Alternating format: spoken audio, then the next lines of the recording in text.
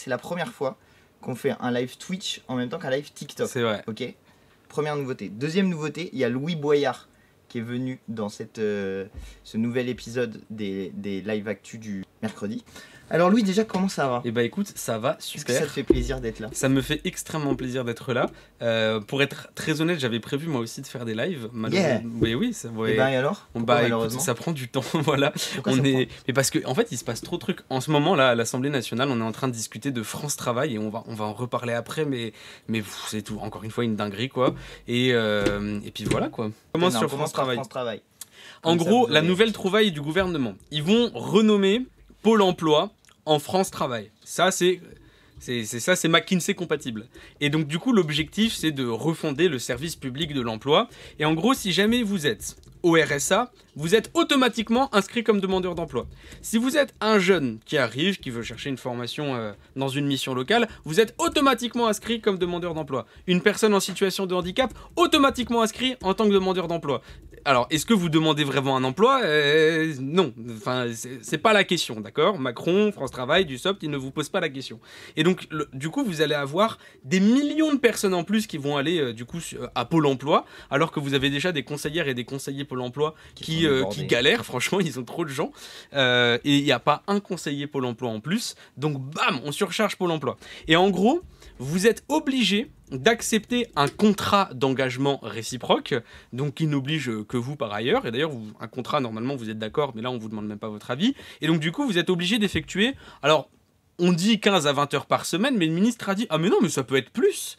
Donc il n'y a rien dans la loi qui encadre ça, donc qui peut vous faire bosser s'ils veulent 40 heures. Ouais, allez, on y va. Enfin, et on leur a dit « Attendez, ça pourrait peut-être être intéressant de marquer dans la loi une certaine limite. » Et ils ont dit « Non, vous inquiétez pas, mais c'est la flexibilité du marché du travail, vous connaissez. » Sauf que le problème, c'est qu'aujourd'hui, et vraiment c'est un truc important, et c'est des chiffres que les gens ne connaissent pas assez, vous avez 5 millions de personnes qui sont au chômage. Vous avez 2 millions de personnes qui sont au RSA. Donc ça fait 7 millions de personnes qu'on va inscrire comme demandeurs d'emploi à Pôle Emploi. Mais combien est-ce qu'il y a d'emplois disponibles en France? Allez, dans le chat de TikTok et de Twitch, donnez-nous un chiffre là rapidement. Combien, à votre avis, il y a d'emplois disponibles en France? Vous avez 350 000 emplois vacants. C'est une étude du ministère du Travail. Autrement dit, ils vont dire à des gens, vous devez traverser la rue et trouver du boulot. Donc ils vont dire à 7 millions de personnes, vous devez traverser la rue et trouver du boulot. Et si vous n'en trouvez pas, on va vous suspendre vos allocations chômage ou on va vous suspendre votre RSA. Donc voilà, c'est le projet. Mais alors même, imaginez, vous réussissez à trouver un travail. Par exemple, un contrat d'intérim. Alors, tiens, une histoire très très drôle. Il y a le député du Rassemblement National qui, du coup, est référent sur France Travail pour le Rassemblement National. Un moment, on a parlé d'intérim. Et il a dit non, arrêtez de dire que l'intérim, ça précarise les gens. C'est pas vrai de dire que l'intérim, ça précarise les gens. Alors, je me suis dit, mais bon, c'est un député Rassemblement National. Je sais que ces gens sont déconnectés à la base. Mais j'ai fait des recherches sur ce monsieur De Signy. Et le mec, il était... c'est De Signy. C'est De Signy. Ah oui, d'accord. Et De Signy, il était responsable d'une agence d'intérim à Soissons.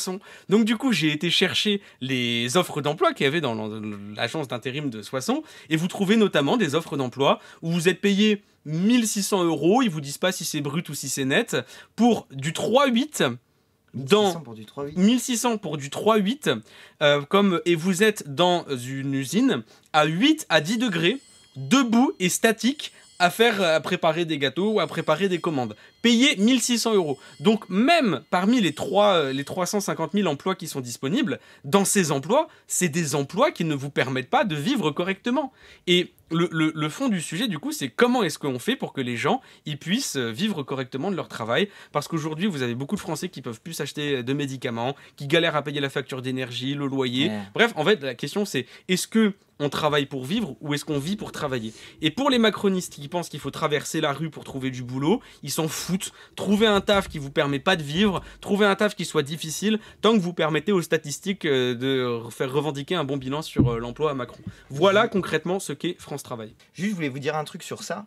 Il y a un texte justement qui garantit cette histoire il y a des garanties constitutionnelles sur le travail. Et ça, c'est dans le préambule de la Constitution de 46. Vous savez, moi j'aime bien vous donner les textes fondamentaux sur lesquels on peut s'appuyer. Et je fais souvent la Déclaration des droits de l'homme et du citoyen. Mais Et bien, figurez-vous que le préambule de la Constitution de 1946, qui fait partie de notre Constitution, du bloc de constitutionnalité, il y a des éléments sur ça, sur la question du travail. Il y en a deux. C'est voilà, le 5. Ouais. Chacun a le devoir de travailler et le droit d'obtenir un emploi. Alors déjà, ça, c'est pas respecté, parce qu'à la limite, le devoir de travailler, l'obligation de travailler, ça pourrait être effectivement un devoir, mais à la condition que vous ayez nécessairement un emploi qui est disponible dans la société. Nous, les Insoumis, on a fait une proposition pour que ça puisse être le cas et qu'on puisse respecter cette partie-là. C'est ce qu'on appelle l'État employeur en dernier ressort. C'est-à-dire, si jamais vous avez essayé de trouver un emploi, vous n'avez pas réussi, etc., l'État vous embauche sur une tâche qui est utile, d'intérêt général, du type, je vous prends un exemple, mais du type dépolluer une plage, des choses comme ça. Ça peut faire partie des emplois qui seront jamais financés par le marché, parce que le marché a rien à y gagner de dépolluer une plage. Par contre, la planète, notre pays, on a à y gagner à dépolluer une plage. Et bah, l'État pourrait employer des gens sur ce type de tâches. Et j'ajouterais autre chose. Aujourd'hui, comme on l'a dit, du coup, vous avez 2 millions de personnes au RSA, 5 millions de personnes qui sont au chômage. Si jamais vous voulez vraiment que toutes ces personnes soient en emploi, il ne s'agit pas uniquement de créer des emplois, il s'agit aussi de répartir le temps de travail. Parce qu'en soi, si jamais vous par exemple, imaginons, on met la retraite à 60 ans et pas à 64 ans. Vous avez moins de personnes âgées qui bossent, et donc du coup, ça laisse de la place pour les personnes plus jeunes. Sauf que la réforme des retraites, il y a eu des calculs qui ont été faits, ça a mis 100 000 personnes en plus au RSA. Et donc nous, quand on parle de répartition du temps de travail, on parle de la semaine de 4 jours, on parle de la retraite à 60 ans, déjà premièrement parce que on travaille pour vivre et on vit pas pour travailler, et deuxièmement parce que la répartition du temps de travail permet à tout le monde d'avoir accès à un emploi. Et plus vous avez de gens qui bossent, plus vous avez de cotisations, plus vous pouvez derrière financer le système de protection sociale. Donc c'est une boucle vertueuse. C'est vraiment un point majeur du programme, la répartition du temps de travail. Il y a une personne qui dit « j'aime pas trop le côté devoir ». Ok, je comprends, pas de souci, moi non plus d'ailleurs, j'aime pas trop le côté devoir et en général on a plutôt tendance à défendre des droits, mais justement ce qu'il faut bien voir c'est que c'est ce qu'ils sont en train de faire.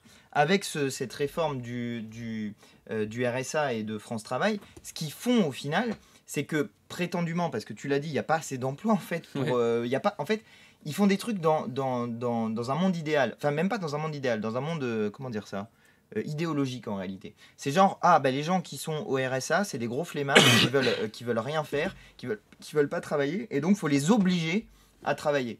Sauf que là, tu l'as dit, il n'y a pas assez d'emplois pour que ce soit le cas. Mais donc, du coup, c'est ce qu'ils font. Ils veulent obliger les gens à travailler 15 heures par semaine pour le montant du RSA, ce qui fait un salaire de 7 € de l'heure, ce qui est en dessous du niveau du SMIC. Et qui va, du coup, créer une concurrence entre les salariés qui sont au travail, qui sont dans des emplois payés au minimum normalement au SMIC, mais même ça, c'est pas respecté parce qu'il y a certaines branches dans lesquelles vous n'êtes pas payé au SMIC, alors même que normalement, le salaire minimum, ça veut bien dire ce que ça veut dire. Vous êtes censé être payé au salaire minimum, quoi.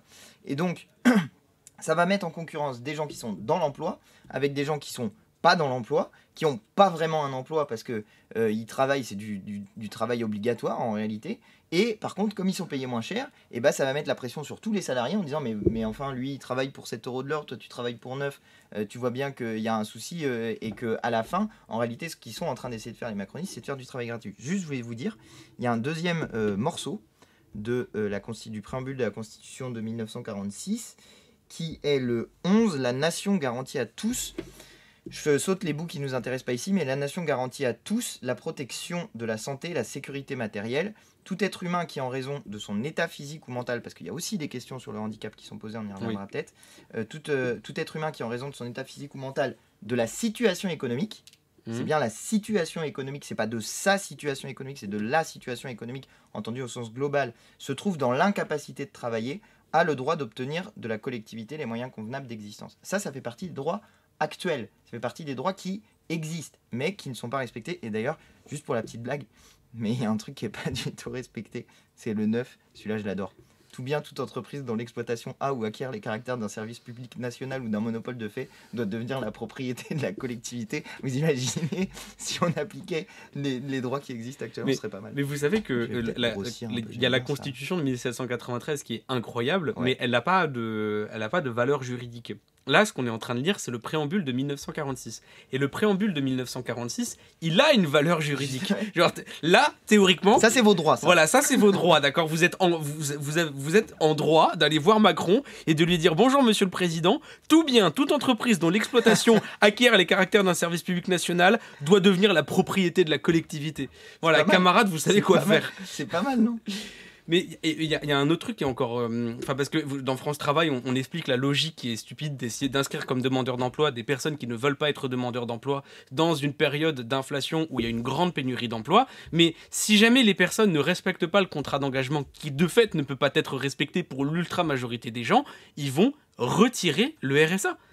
Et sauf que quand vous vivez avec 600 € par mois, 800, 900 si vous avez des enfants, déjà survivre avec 800, 900 € par mois avec un gosse dans la période d'inflation, bon courage. Mais surtout, s'ils retirent le revenu, les gens, ils vont faire comment en fait? Enfin, en fait, c'est où t'acceptes le job qu'on te propose et ça peut être, et ils ont dit, hein, vraiment ils l'ont assumé, oui, ça peut être un job d'intérim à 1600 €, à 8 à 10 degrés, statique, enfin en 3-8, ou vous acceptez ça, ou sinon vous avez plus de revenus, vous êtes à la rue. Enfin, et en fait, on en parle assez peu de ce projet de loi parce que ça concerne les gens qui galèrent en fait. Ça concerne les petites gens qui sont peu représentés, dont les médias se foutent, dont le Rassemblement National se fout, parce que vraiment le RN, je vous jure, ils servent à rien dans ce truc, mais c'est une frustration de voir des gens qui disent « Vous inquiétez pas, on défend les classes populaires ». Là, il y a des centaines de milliers de personnes qui vont finir à la rue, des gosses, genre vraiment, c'est vraiment ce qui va se passer dans un contexte de pénurie d'emploi. Et ces gens vous parlent d'assistanat, mais vraiment, mais allez sur le terrain, allez parler aux gens, ils rendent complètement dingue. Qu'est-ce qu'on voulait dire? Le pape. Le pape, on a été un peu surpris du côté des fachos. Parce que d'habitude, vous n'arrêtez pas de parler des racines chrétiennes de l'Europe et de la France, et de la France, fille aînée de l'Église, etc. Et là, le pape dit il faut accueillir dignement les migrants parce que c'est notre devoir d'être humain. Il dit de chrétien, en gros. Et là, d'un coup, comment dire, le pape, ça vous va plus, quoi. Il y a eu une dissonance cognitive, ça s'appelle, vous aurez appris ça éventuellement. Mais ouais, c'était un peu moi, ça m'a fait beaucoup rire. Je sais pas ce que t'en as pensé. Mais ça doit être dur parce que en fait tous les faits sont contre eux. Parce que ils arrêtent pas de dire oui, les Français ils sont contre l'immigration, patati. C'est pas vrai, les Français ils sont pas contre l'immigration, les Français ils sont contre le bordel. Et actuellement, ce que le Rassemblement National et les macronistes proposent, c'est le bordel. Avec le dérèglement climatique, vous allez avoir 250 millions de personnes qui vont être privées d'accès à l'eau et à la nourriture. Ces personnes-là n'ont pas d'autre choix. Donc du coup, ces personnes-là, puisqu'elles n'ont pas d'autre choix, elles vont venir. Maintenant, vous avez le choix. Ou vous organisez l'accueil et vous évitez que ce soit le bordel, ou vous faites ce que proposent Le Pen et tous les autres, et c'est le bordel. Et c'est actuellement ce qui est en train de se passer. Et je vous rappellerai autre chose. En général, quand vous commandez votre repas sur Uber Eats, par exemple, c'est des personnes sans papier qui vous les livrent. Pour beaucoup d'entre elles. Pourquoi? Parce qu'aujourd'hui, il y a des centaines de milliers de travailleuses et de travailleurs sans papier qui font les métiers difficiles, essentiels, sans lesquels la France ne tiendrait pas. Si jamais vous dites à ces gens de partir, c'est pas compliqué, il n'y a plus de France. Donc, en plus de ça, le pape il vient vous expliquer que, en fait, puisque vous revendiquez les racines chrétiennes de la France, que du coup, si vous revendiquez ces racines-là, il faut organiser l'accueil. Donc, ça doit être dur d'être d'extrême droite aujourd'hui. Moi, je vais vous dire un truc. Alors déjà, il y a eu plusieurs choses. Moi, j'avais fait une interview à l'Assemblée dont je suis pas peu fier, parce qu'elle a fait 2 millions de vues.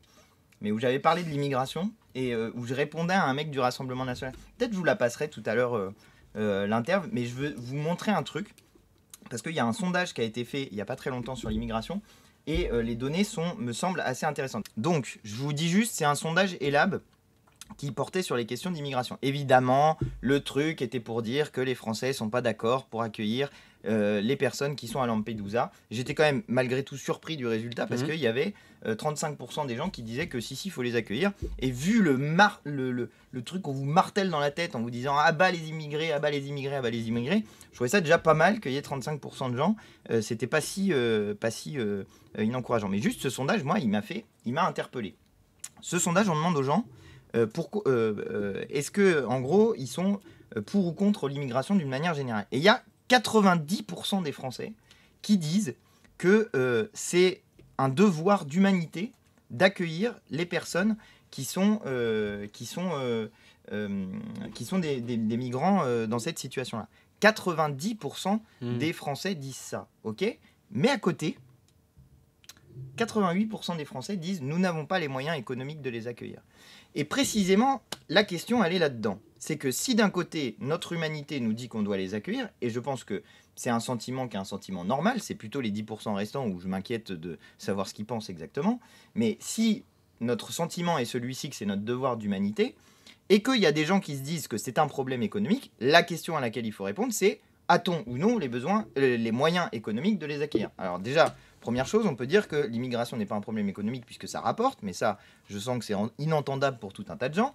Mais par ailleurs, la question à la fin, c'est qui paye ? C'est est-ce qu'on va faire venir des personnes immigrées comme une partie du patronat le souhaite pour faire tirer à la baisse les salaires ? Et ça, c'est précisément ce qu'essayent de faire les macronistes en disant dans les métiers en tension, on va régulariser, parce que c'est ça qu'on fait. Ou bien est-ce que c'est on régularise les travailleurs sans papier pour leur permettre d'avoir une situation juste humainement qui est correcte et d'avoir les cotisations sociales qui sont associées à ça, donc améliorer la situation à eux individuellement, économiquement, par ailleurs, et par ailleurs, quelle est la responsabilité des riches dans cette situation-là ? Parce que pour le coup, sur les questions d'immigration, votre pote, les fachos, monsieur Bolloré, lui, il a une lourde responsabilité sur les questions d'immigration, et notamment sur le pillage organisé de l'Afrique. Pendant des années, monsieur Bolloré a été responsable du pillage organisé de l'Afrique. Il y a un certain nombre d'autres personnes qui sont dans cette situation-là, et vous inquiétez pas qu'on va pas se priver de dire les noms des personnes qui sont responsables. Et que fait le gars à la fin ? Une chaîne de télé pour se plaindre de l'immigration. C'est pas magnifique ? Il provoque le problème dans les pays d'Afrique et derrière, il vient s'en plaindre. Or, pour n'importe quelle personne, partir n'est pas un choix ou un plaisir. Ça arrive que vous puissiez partir par choix parce que vous avez envie d'aller dans un pays, etc. Mais quand vous êtes arraché à votre famille, arraché au lieu où vous vivez, que c'est pas un choix votre départ, et vous irez peut-être un jour par humanité discuter avec des personnes qui sont des personnes migrantes, eh ben, ils vous diront tous ça. Ils vous diront tous, on est parti parce qu'on n'avait pas d'autre solution et que sinon, un, on allait mourir, deux, notre famille allait mourir. Moi, il y a des mecs qui m'ont dit ça, ça vous fout les larmes. Quand ils vous racontent leur histoire, quand ils vous disent qu'ils ont traversé 17 pays pour pouvoir arriver là et qu'ils sont traités comme de la merde une fois qu'ils arrivent là, ça vous fout les larmes parce qu'à la fin, c'est quoi ? C'est des gens qui sont partis pour aider leur famille. Voilà, c'est ça. Ok ? C'est pas... Enfin, quand on a juste un petit peu d'humanité et qu'on regarde ça avec un petit peu de...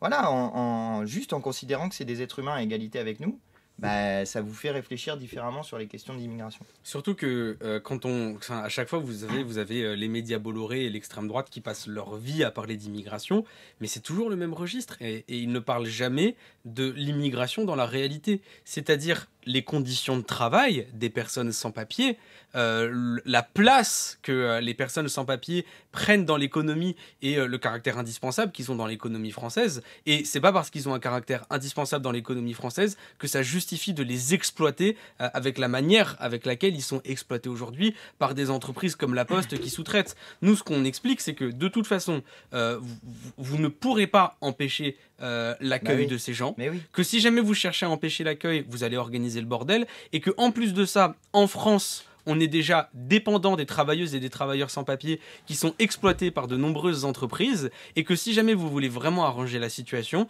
alors vous organisez l'accueil, vous permettez aux travailleuses et aux travailleurs sans papier de pouvoir travailler légalement dans des bonnes conditions de travail, et puis surtout, l'enjeu du siècle, parce que ça parle tout le temps d'immigration sur CNews et au Rassemblement National, mais le dérèglement climatique. Avec le dérèglement climatique, on a juste besoin de 300 000 agriculteurs de plus si jamais on veut avoir une agriculture qui soit pérenne. On a besoin de beaucoup plus d'enseignants. Bref, on a besoin de gens, en fait. C'est pas vrai de dire qu'en France, on serait assez pour faire tout le taf qu'on a besoin de faire pour s'adapter aux conséquences des dérèglements climatiques. Par ailleurs, ils se contredisent. Enfin, franchement, vos députés, aux gens du Rassemblement National, moi, j'essaie de vous répondre on essaie de vous répondre avec Louis pour vous convaincre, mais vos députés se sont contredits entre les débats. Pendant tout le débat sur la réforme des retraites, ils nous disaient le problème de financement des retraites, c'est une question de population. Ce qui est par ailleurs totalement faux. Enfin, c'est pas ça la question. La question, c'est où tu vas chercher le fric et combien tu fais contribuer chacun. Mais passons sur les détails. Enfin, c'est pas un détail, mais passons sur ça. Il nous disait ça. Il nous disait c'est un problème de population. Et donc, la grande réforme à faire sur la réforme des retraites, et après je vous dirai un autre truc sur ça, sur encore une contradiction. Le grand truc à faire sur la réforme des retraites, nous disait-il, c'est il faut faire une politique nataliste. Donc une politique nataliste, ça veut dire que vous allez faire une politique pour qu'il y ait des gens qui naissent maintenant. Donc dans 18, on va dire qu'ils commencent tous à travailler à 18 ans. Dans 18 ans, vous avez un peu commencé à améliorer le système de retraite. Ok, juste, il y a des gens qui sont déjà au travail et qui, parce qu'ils n'ont pas de papier, ne peuvent pas participer de manière normale au financement du système de retraite. On ne peut pas juste commencer par là. Et pourquoi à la fin ça leur plaît pas? Parce que c'est un problème de couleur de peau. C'est ça la vérité, c'est juste ça. C'est un problème de couleur de peau. Et autre truc sur lequel le RN vous arnaque sur ça. Quand on a fait, nous on a proposé l'augmentation du SMIC. Ils ont voté contre. Mais ils disaient, nous on est pour augmenter le salaire net. Ah, t'écoutes bien, tu regardes leur programme, ils disent quoi? Ils disent qu'ils veulent diminuer de 10% les cotisations patronales et salariales pour augmenter le net. C'est exactement ce que fait Macron, mais tu vas encore dans le détail, ils disent quoi? En prenant notamment sur les cotisations retraite. Donc si jamais ils font leur politique, ils vont garder la réforme des retraites d'Emmanuel Macron. Parce que précisément, c'est le moyen pour eux de financer leur augmentation des salaires, qui est juste une augmentation du salaire net et pas du salaire brut. Chaque fois qu'on vous dit qu'on va vous augmenter le salaire net, dites-vous que vous vous faites arnaquer. Parce que tant que tu n'augmentes pas le salaire brut, tu n'augmentes pas le partage de la richesse entre les patrons et les salariés. Tu voulais dire un truc? Je voulais rajouter un truc, c'est qu'en fait, on a constamment des débats sur l'immigration, sans jamais avoir de débat sur l'immigration. C'est-à-dire qu'on en parle, mais on donne jamais d'effet. Vous avez des Français qui disent, oui, on a le devoir d'accueillir, mais économiquement, c'est pas possible. Et il y en a un qui dit, faites attention quand vous utilisez l'argument de, on en a besoin pour le travail. Oui, on accueille les gens d'abord par devoir d'humanité, mais en plus, il y a économiquement, c'est compatible. Et c'est même un besoin économique pour l'avenir du pays face au dérèglement climatique. Et surtout dans ce qui est raconté sur les villes où il y aurait une majorité d'immigrés. Je vais vous raconter une petite histoire. À l'origine, j'ai beaucoup déménagé, mais j'étais en Vendée. Et en Vendée, donc j'avais à peu près 14 ans. Oh, on aura un débat sur la Vendée. C'est chaud. Et ensuite, j'ai appris que j'allais déménager dans le Val-de-Marne. Et écoutez, quand j'en ai parlé avec des gens, ils me disaient « Attention, c'est la banlieue, c'est dangereux. » Puis moi, je me rappelais ce qu'on me racontait à la télé. Donc du coup, mais je savais pas de quoi en parler. Je pensais qu'on allait m'emmener dans une France qui brûle. Écoutez, j'y suis allé. Mais le Val-de-Marne, c'est ma vie, quoi.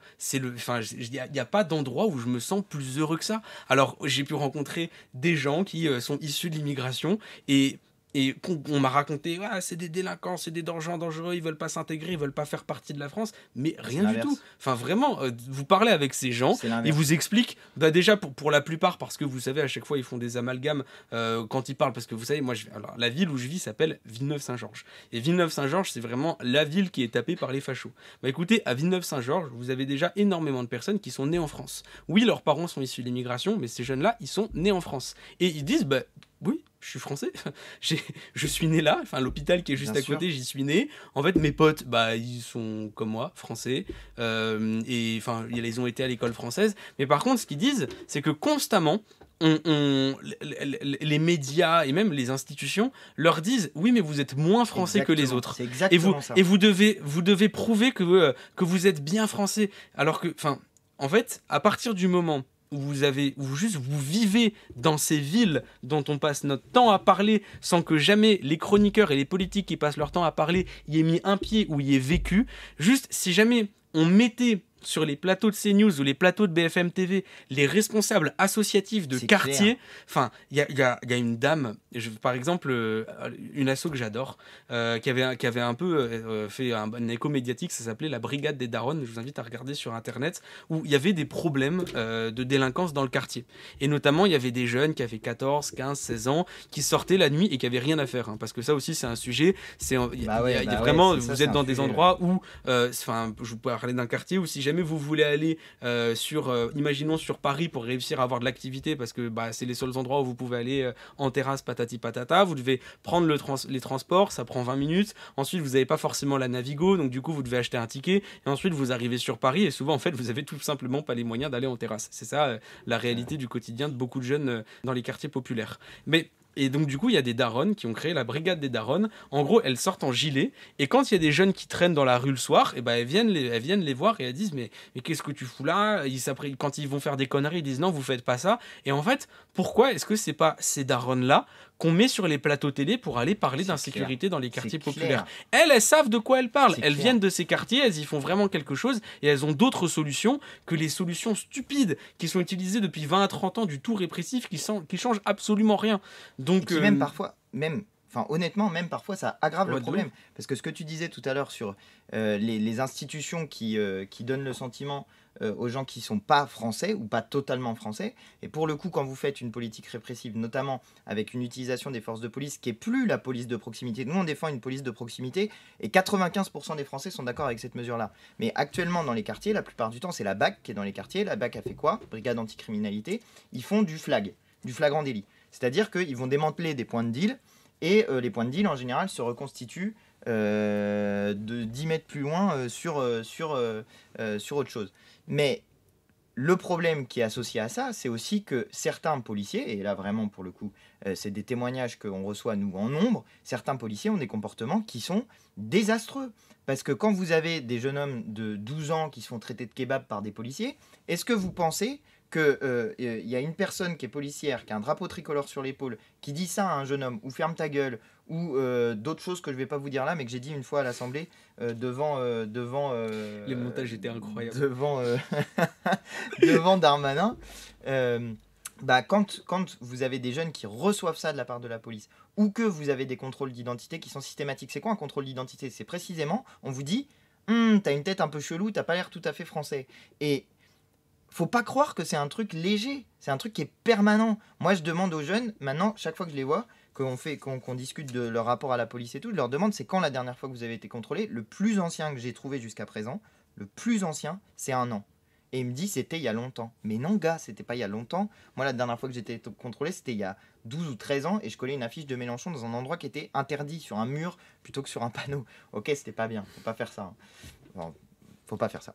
Mais du coup, je me suis fait contrôler, normal. Il y a le contrôle d'identité, normalement, c'est sur la base d'une suspicion d'un délit. Bah là, t'es tout pas suspicieux, quoi. Donc voilà. Mais par contre, quand on vous dit ça sans arrêt, qu'on vous renvoie ça sans arrêt comme image, bah, au bout d'un moment, vous vous dites, mais en fait, ces gens ne me considèrent pas comme français. C'est pas vous qui avez un problème avec votre identité, c'est les autres d'en face qui ont un problème avec votre identité. Et voilà une des questions qu'il faudrait régler sur le sujet. Ok, donc là maintenant, on va parler du 49.3. Allez. Anecdote historique sur le 49... Enfin, pas historique sur le 49.3, mais anecdote historique quand même. Quand on invente la gauche et la droite, d'où ça vient cette histoire de la gauche et la droite? Ça vient d'une séance à l'Assemblée nationale où on devait décider sur le veto royal. Qu'est-ce que c'est que le veto royal? C'était en gros les députés ils décidaient des trucs et le roi il pouvait dire nenni, je ne souhaite pas que cette loi s'applique. Et donc veto royal, la loi s'appliquait pas. Alors il y avait tout un tas de débats pour savoir si le veto était absolu, suspensif, etc. Bon, mais toujours est-il que le jour où ils font le vote sur le veto royal, ils disent ceux qui sont pour le veto royal à droite, ceux qui sont contre le veto royal à gauche. Ok, et c'est de là que ça vient. Ceux qui sont pour le conservatisme, l'autoritarisme de l'exécutif, etc., c'est la droite. Ceux qui sont pour la souveraineté du peuple et de ses représentants, c'est la gauche. Ok. Mais j'ai découvert hyper récemment une dinguerie dans le bouquin de Julia Cagé et de Thomas Piketty. Dans une note de bas de page, les amis. Je suis un peu sympa. Je me rends compte que je suis un peu sympa. Tu les lis? Non, je suis un peu sympa. Non, mais ça m'a fait marrer. Je me dis, tiens, il parle du veto royal. Ah, pomme, je vais regarder dans la note de bas de page. Qu'est-ce que je découvre? Qu'il y avait un sujet sur lequel le veto royal ne pouvait pas s'appliquer. Le budget. Incroyable. Le budget. Incroyable. Et le 49.3, c'est l'inverse. Le 49.3, vous pouvez l'appliquer tant que vous voulez sur le budget. Donc, le 49.3, c'est encore moins démocratique que la monarchie constitutionnelle. Vous imaginez la dinguerie de l'histoire? Et ce soir, ils vont l'utiliser précisément sur quoi? Sur un texte budgétaire, voilà. Mais tu sais que nous on dit... Peut-être, on n'est pas sûr. On n'est pas sûr. On suppose. On sait pas. Suppose. Mais tu sais, un jour, je rentrais dans l'hémicycle, c'était, je crois que c'était sur le budget de l'État. Moi, j'étais trop content. En plus, j'étais tout nouveau député, j'avais préparé tous mes petits textes et tout. J'étais trop content. Et je rentre dans l'hémicycle, et là, je lève la tête et je vois qu'il y a Borne à la tribune en train de parler. Et j'étais pas prévenu de ce 49.3. J'avais travaillé, j'avais le seum. Ah ouais, le seum. J'avais le seum. Le seum absolu. Et vraiment, c'est vraiment le trauma de tout député. C'est que vous rentriez dans l'hémicycle et vous voyez Borne. C'est. Là, tu te dis. Oh non. Mais faut voir ce que c'est. Non, mais en vrai, faut voir ce que c'est parce que il y a plein de gens qui qui savent pas ce que c'est au final que le travail de député. Ils disent ouais, vous êtes payé une fortune à rien faire, etc.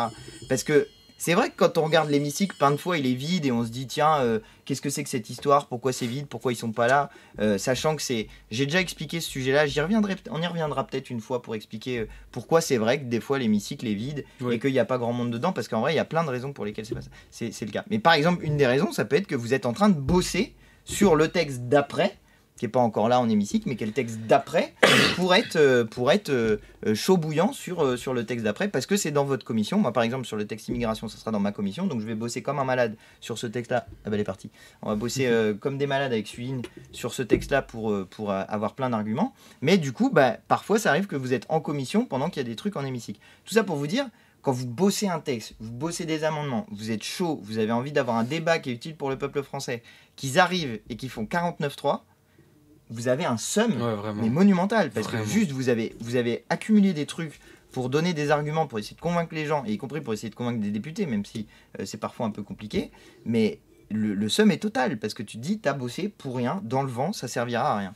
Quelle incroyable transition, le 20h de Macron. Le 20h de Macron. C'était le sujet le moins aimé aussi. Tout à fait. Macron, quand il parle, il a un objectif, le mec il a plein de conseillers et tout, ils se disent ok bon, tu peux pas marcher dans la rue, c'est compliqué pour toi, les gens t'aiment pas. Mais là tu vas faire l'interview de ta vie et les gens vont t'aimer et tu vas te faire des alliés.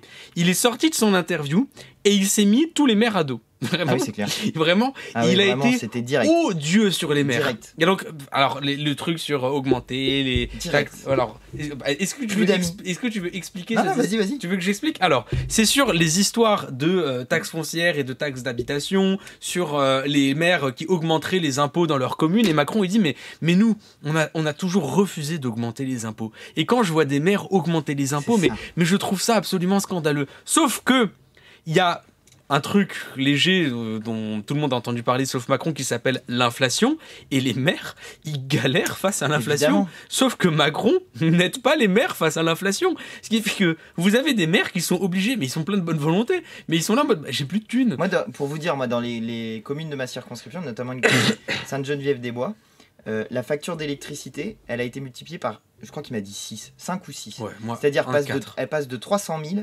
à 3,50, 1,5 million. La facture d'électricité. Vous imaginez ce que ça veut dire pour les maires de devoir faire face à une telle augmentation des prix de l'électricité. Et notamment, c'est une des raisons pour lesquelles il y a plein de maires qui ont soit baissé la température des piscines, soit fermé carrément des piscines parce que c'est extrêmement consommateur en électricité. Mais du coup, ça intervient en même temps pendant une période de canicule. Bref, tout ça est... Et Macron, sur ça, ils aident absolument pas. On n'a pas parlé de Macron. Alors, Macron, il y avait quoi comme dinguerie? Ouais, première grosse dinguerie, c'était genre, on va taper du poing sur la table. On va réunir les patrons autour d'une table et on va voir ce que ça donne. Voilà. Non mais déjà il a dit ouais on va permettre de vendre l'essence à perte si les patrons le veulent. C'est une première menace. Oui, ça c'était fort. Mais quelle menace. C'était fort. Non mais mais il croit ce qu'il dit quoi. Le mec, enfin faut quand même rappeler. C'était incroyable. Il a fait des hautes études. Le mec, il est censé être bien entouré avec une équipe. Mais enfin, en fait, je me mets tout le temps à la place de son attaché de presse derrière la caméra, qui l'écoute dire des choses et qui doit se dire mais ce n'est pas une menace. Enfin, c'était incroyable. Les gens ne sont pas bêtes. Non mais le pire c'est qu'ils ont d'abord dit qu'ils allaient faire la vente à perte. Oui. Les pétroliers ont dit non, on va pas vendre à perte. Mais mettez-vous dans la tête d'un capitaliste, vendre à perte, ça veut dire, comme son nom l'indique, perdre de l'argent, ils n'ont pas envie, évidemment. Donc, ils ont dit non, et Macron, il a dit, nous avons brandi la menace de la vente à perte, et franchement... Là, on va les revoir, hein, et on va leur dire, faut baisser les prix, hein. Attention, hein. Voilà, après, qu'est-ce qu'il nous a dit? Il nous a dit, oui, il y a un problème sur les marges. Une partie de l'augmentation des prix, ça vient des marges des grandes entreprises de distribution et d'agroalimentaire. Donc là, normalement, vous dites, oh, il va mettre un moratoire sur les marges, il va dire qu'il faut limiter les marges dans la grande distribution et dans l'agroalimentaire. Que chic, il a dit qu'ils allaient, c'est ça, mettre les patrons autour, et les 80 patrons des grandes entreprises françaises pour les mettre autour d'une table. Oui. Alors on espère que c'est pas Versailles, parce que s'ils mettent les grands patrons ça va coûter un peu autour de déjà ça coûte des sous. Et puis ensuite, ça sert à rien, quoi. Non mais, au-delà du fait, Au-delà du fait que c'est vrai, c'est drôle de se moquer de Macron, parce qu'aujourd'hui, le mec, il est... Enfin, en vrai, ce serait drôle si jamais ça avait pas des conséquences pour la vie de millions de gens. Mais si le type, il sait qu'il y a des patrons qui se font des marges, et qu'il y a la possibilité qu'il baisse les prix pour aider les gens, qu'il dit, on a fait des enquêtes, on a des chiffres... Enfin, il est président de la République, fait un décret. Enfin, vraiment, je vous jure, ça prend 3 jours. C'est ça. C'est facile, c'est rapide. Et enfin, il a les chiffres, il a tout ce qu'il faut. Qu'il fasse un décret. C'est ça. Et vraiment, il peut le faire. Pour info, en plus, ça existe déjà. Genre sur l'île de la Réunion. Moi, j'y suis déjà allé à plusieurs reprises dans des déplacements avec Jean-Luc Mélenchon, notamment pendant la campagne présidentielle, mais pas seulement. Sur l'île de la Réunion, c'était un truc qui m'avait choqué. Je me dis, mais... L'essence, elle était au même prix sur toutes les stations-service. Et vous savez, pour les gens qui ont une voiture et qui doivent mettre de l'essence dedans, que des fois, on va être capable de faire 2, 3, 4, 5 km, voire 10 km de plus pour aller à la pompe. Et encore même plus que ça, quand vous habitez à la campagne, dans des bleds où la seule station-service qui reste, elle vous met l'essence à genre 2,50 €, donc vous n'avez pas envie de payer l'essence 2,50 €. Mais vous savez, qu'on est prêt à faire des kilomètres en plus pour payer l'essence moins chère. Ce qui est, du point de vue écologique, c'est complètement absurde. Sur l'île de la Réunion, l'essence, elle est au même prix dans toutes les stations. Pourquoi ? Parce qu'il y a un blocage des prix de l'essence. Marrant, c'est possible sur l'île de la Réunion, qui est un département français, mais c'est pas possible ailleurs, pour une raison un peu chelou, qui est la volonté politique du président de la République. Vous voyez ? Et enfin, il y a quand même un truc, c'est que là, en ce moment, on est en train d'étudier France Travail, qui consiste à dire aux gens... bon, on sait qu'il n'y a pas de boulot, on sait que c'est des boulots qui vous permettent pas de vivre, mais on va vous obliger. Sinon, c'est la rue. Donc pour eux, c'est les lois, c'est l'autoritarisme à tout va. Mais alors pour les milliardaires, quand ça concerne des millions de gens, qu'on sait qu'ils sont en train de s'en mettre plein les poches sur des trucs comme l'essence pour aller bosser, la bouffe pour se nourrir soi-même et ses gosses, il ne fait rien, quoi. Et le contraste, il est saisissant. Aussi, hein. Et ça va aller. Mais le problème au fond sur l'essence, c'est la spéculation. C'est qu'aujourd'hui, au prétexte de la guerre en Ukraine, au prétexte du confinement, vous avez des gens qui font jouer la spéculation et qui font augmenter les prix. Mais surtout, la plupart des augmentations des prix de l'alimentaire ne sont pas fondées. Voilà, il n'y a pas de fondement à ça. Et sauf que eux, ils sont complètement perdus parce qu'ils se disent, mais attendez, le libéralisme, le capitalisme, normalement le marché il est censé s'autoréguler. Et donc, vous voyez, leur logique économique les pousse à dire à des gens, on va vous obliger à travailler, vous êtes 7 millions à être obligés de travailler, mais il n'y a que 350 000 emplois disponibles, vous leur dites ça, ils font quand même. Vous avez, ils se disent, oui, on sait qu'ils sont en train de se faire des marges, qu'ils sont en train d'abuser sur le prix de l'essence, sur le prix de la nourriture, mais on peut rien faire. Et cette logique économique-là, plus le dérèglement climatique avance, plus ça va devenir encore plus absurde, plus ça va empirer. Donc, ils s'en sortiront pas. Ça, c'est exactement... Là, vous avez exactement dans le chat Twitch, pour ceux qui nous suivent sur TikTok, je vous lis le commentaire. Thunderbolt 400 qui dit « Vas-y, j'en ai marre du boulot, 2 ans de chômage, frère, je suis ingé. Les ressources humaines s'en branlent. De mes 3 ans d'alternance, je bouffe des usines au petit-déj. » Vous voyez, en plus, c'est un truc absurde. C'est-à-dire qu'on forme des gens parce qu'on a besoin de former des gens dans notre pays justement sur des tâches qui sont spécifiques. C'est-à-dire que collectivement, on dépense de l'argent pour former des gens pour qu'ensuite ils servent notre pays. C'est aussi pour ça qu'on fait, qu'on fait les études normalement gratuites, mais qu'ils le sont de moins en moins. Et ça, c'est pour le coup une des grosses bastons que tu as amené. Mais donc, rendez-vous compte du degré de débilité de la situation. On forme des gens, on dépense de l'argent pour avoir des cerveaux qualifiés ou des gens qui sont formés sur des tâches spécifiques. Et à la fin, eh ben, parce qu'il n'y a pas de travail et que d'une certaine manière, certains s'en foutent complètement.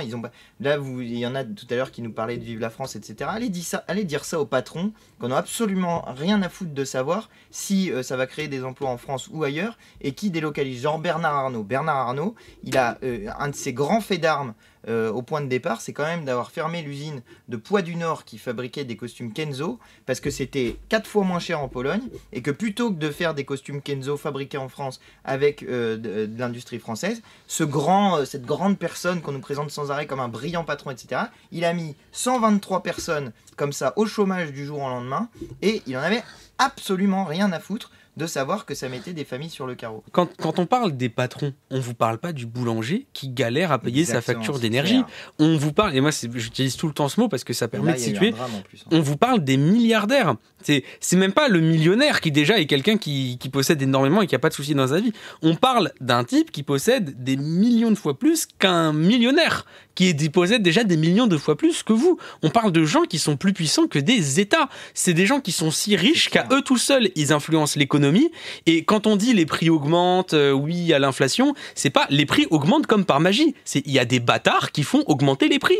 L'augmentation des prix de l'alimentaire, c'est parce que vous avez des gens qui savent qu'ils peuvent profiter de la période d'instabilité géopolitique pour augmenter les prix, et ils en profitent. Et ils lisent les mêmes journaux que vous, ils voient qu'il y a des gens qui galèrent à bouffer, ils voient qu'il y a des gens qui galèrent à payer l'essence, mais ils ouvrent leur compte en banque et ils se disent bah ouais, je vais continuer. Donc il faut cibler les responsables. Et les responsables, ce sont des milliardaires qui savent très bien ce qu'ils sont en train de faire. Et ce qui leur permet de le faire, c'est le système économique capitaliste dans lequel Macron baigne, auquel il ne veut pas toucher. Et c'est ça qui fait que vous pouvez mettre Macron au pouvoir. Vous pouvez mettre Le Pen au pouvoir. À partir du moment où ces deux-là ont une chose en commun, c'est qu'elles ne remettent pas en cause le système économique. Marine Le Pen, par exemple, elles veulent pas sortir du capitalisme. Elles veulent pas sortir du capitalisme. Par exemple, Marine Le Pen, quand elle dit oui, suppression des taxes sur l'essence, mais en fait, elle a l'impression il manque pas déjà assez de thunes dans les caisses de l'État. Donc du coup, ça veut dire que on va vider les caisses de l'État dont bénéficient les Français, pour que derrière, les ultra-riches puissent continuer de faire des marges abusées. Donc, Le Pen et Macron, économiquement, c'est la même chose. Et j'ai même envie de dire, Le Pen, c'est Macron en pire. Et la seule parole politique qui changera véritablement votre vie, c'est celle qui remet en cause les marges. Et c'est pourquoi nous, ce que l'on propose, c'est un blocage des marges. Et on est en train de travailler à un détail de comment est-ce que nous, on va bloquer les marges, parce que nous aussi, on a des économistes et des gens qui sont capables de regarder ça bien dans les détails. Et on va vous montrer, si vous bloquez là, si vous bloquez là, si vous bloquez là, vous êtes capable de faire en sorte que les gens puissent payer leur essence pour aller au boulot et ramener les gosses de l'école, que les gens puissent bouffer correctement, payer leur loyer et partir en vacances. Parce qu'en vrai, ça reste un des derniers trucs, c'est que, enfin, il y a beaucoup de gens, en fait, ils ont juste plus de loisirs dans la vie, quoi. Parce que déjà, ils ont du mal, ils galèrent à bouffer, ils galèrent à payer le loyer, l'énergie, mais du coup... maintenant, les gens, ils sont en train de faire des économies sur le dentifrice. J'ai vu une étude qui était... Il y a 2 trucs qui sont en train de se produire. Les gens, ils font des économies sur les produits d'hygiène, parce que le dentifrice, le gel douche, etc., ben, c'est pas des trucs qui sont indispensables à votre vie. Bouffer, ouais. Bouffer, si vous ne bouffez pas, là, vous êtes dans la merde. Mais le dentifrice, bah, les gens, ils mettent moins de dentifrice sur la brosse à dents, moins de gel douche dans la douche.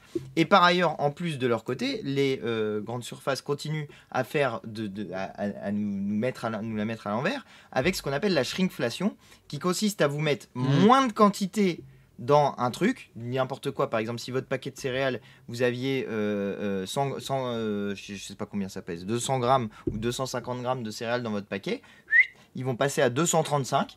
Vous voyez rien, c'est la même taille de paquet, ils ont juste mis moins, ils économisent à la fin un paquet au bout de... Alors il faudrait faire le calcul, mais voilà, vous avez compris l'idée. Mais voilà comment aussi ils continuent à se faire des marges. Et la question de la fixation des prix, c'est une question qui est presque jamais abordée. Mais en réalité, c'est un pouvoir. Et c'est un pouvoir politique. Un pouvoir politique qui, pour l'instant, appartient que à une partie de la population. Ceux qui décident des prix, ce sont actuellement ceux qui sont les producteurs, les patrons, etc., etc. Mais vous pourriez mettre en place des lois qui disent, et d'ailleurs c'est ce qu'on propose nous, vous pourriez mettre en place des lois qui disent vous n'avez pas le droit de faire plus de 15% de marge à chaque étape. À chaque étape, chaque fois qu'il y a une revente, pas plus de 15% de marge. Ok ? Ça, c'est un truc qui légalement se ferait. Ça ne met pas les patrons dans la difficulté parce qu'ils peuvent quand même faire plus d'argent que ce qu'ils ont fait. C'est le but, normalement, quand vous faites une entreprise pour gagner de l'argent. Mais vous pourriez mettre en place des lois. Et ça, figurez-vous, les amis, c'est quelque chose qui appartient au pouvoir des citoyens. Donc, soit vous laissez les autres décider et vous êtes content, vous votez Macron, vous votez Le Pen, vous votez Éric Ciotti ou je sais pas qui, soit vous n'êtes pas content et vous votez Mélenchon. Enfin, ou la personne qui sera candidate, si c'est pas Mélenchon. Ok ? Si jamais vous avez envie de pouvoir décider des prix, vous votez pour Jean-Luc Mélenchon. Parce que le seul qui propose ça, c'est Jean-Luc Mélenchon. C'était quoi notre dernier sujet ? Mayotte. Il y avait Mayotte et les punaises de lit. Ok. Mayotte, je voulais vous en parler parce que j'ai vu aujourd'hui une vidéo circuler. En fait, à Mayotte, il y a une crise de l'eau qui est une crise majeure où ça provoque des... Enfin, ça provoque... les décisions qui ont été prises pour faire face à la crise de l'eau, c'est des coupures d'eau de, accrochez-vous, 2 jours de coupure et 1 jour d'eau. Ça veut dire que les gens, ils ont de l'eau une fois, un jour, tous les 3 jours. Donc il y a des énormes manifs, et dont celle-ci que j'ai vu passer, j'espère que ça va pas être trop fort, non c'est bon, où les gens ont envahi un siège de, je me souviens plus, d'une entreprise d'eau pour demander de l'eau à Mayotte. Vous voyez, les gens, ils sont mobilisés, chauds, et ils en ont ras-le-bol, ce qui est largement compréhensible. Enfin, ce qui est vraiment particulièrement agaçant, c'est que cette crise de l'eau, elle était prévisible. Et il y avait notamment ce tweet qui avait beaucoup circulé, que j'ai repartagé aujourd'hui. Et ce tweet vous expliquait, enfin ce thread vous expliquait notamment, c'était le 8 avril, hein, vous voyez la date. Hein. Le 8 avril, il vous disait qu'en raison des conditions climatiques, il y avait, voilà c'est ici, les retenues, il y a 2 grandes retenues d'eau à Mayotte, elles n'étaient remplies qu'à 13 et 30% en avril. Et donc, la catastrophe était prévisible. D'ailleurs, c'est ce qu'il explique. Il expliquait d'ailleurs que il n'y avait même pas la capacité logistique de faire venir des bouteilles d'eau si jamais on s'y prenait au dernier moment. Ok ? Donc ça veut dire c'est une catastrophe prévisible. Moi, j'en ai parlé. Mais j'avais parlé aussi du problème de l'eau. Pourquoi ? Parce que le problème de l'eau est multiple. Là, il y a une question climatique qui est posée, mais il y a aussi la question de l'état des canalisations. Et l'État est défaillant, mais défaillant, à 100% défaillant sur ça. Ils ne font rien. Et il ne s'occupe pas du problème. Ce qui fait qu'une partie de l'eau est perdue dans les canalisations. Même problème en Guadeloupe, même problème en Martinique, même problème dans les Outre-mer d'une manière générale. Et sur l'île de la Réunion, vous avez aussi des problèmes climatiques qui sont désormais posés. Mais tout ça, c'est des trucs genre, si ça se passait à Neuilly-sur-Seine ou dans le 16e arrondissement de Paris, mais on en entendrait parler tous les jours à la télévision. Tous les jours à la télévision. Là, que dalle.